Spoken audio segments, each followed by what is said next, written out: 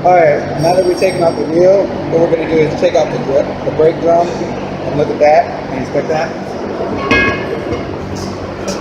All back.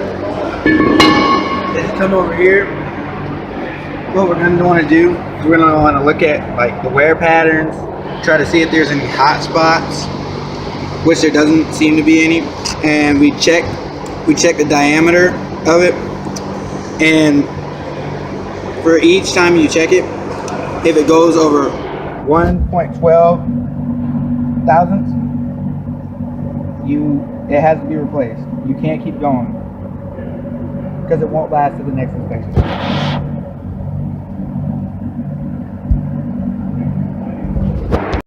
Turn swings. Point at that one. When you go to that one, you give it time for you. Are you recording right now? Yeah. Gotta look at that. And now that we've covered the brake drum, we're gonna look at the brake shoes. Now you want to look at the brake shoes. When you look at these, you want to make sure there's no cracks or obvious damage to them. You want to make sure they're within spec, which the minimum spec is 1/4 inch, and if it's worse than that, you have to replace it. It can't keep going.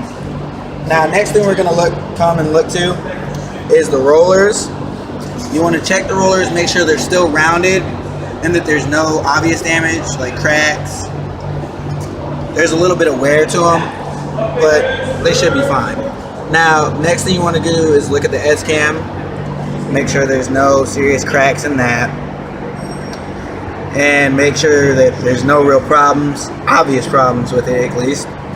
Then you want to look at the return springs. Make sure.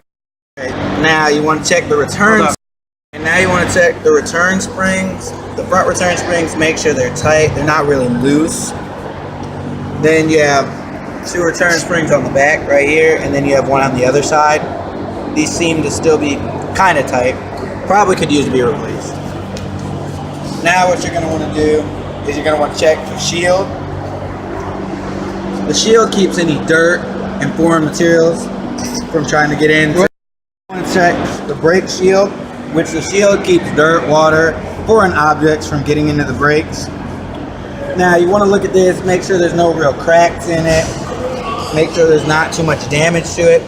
It seems to be fine. A little rusty, probably not a problem.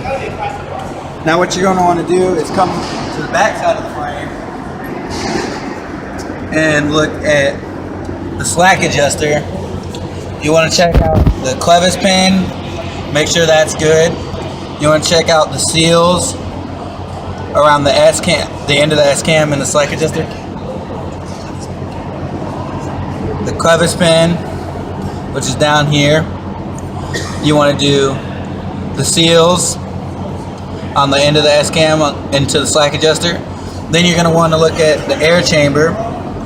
The air chamber looks a little rusty. The hoses, they seem to be good. They're not cracked. There's no obvious cracks. They look a little warm. And that's pretty much it. And this is Chris Graham with J-Tech, and that was a brake inspection. Hey, don't Y'all making a video.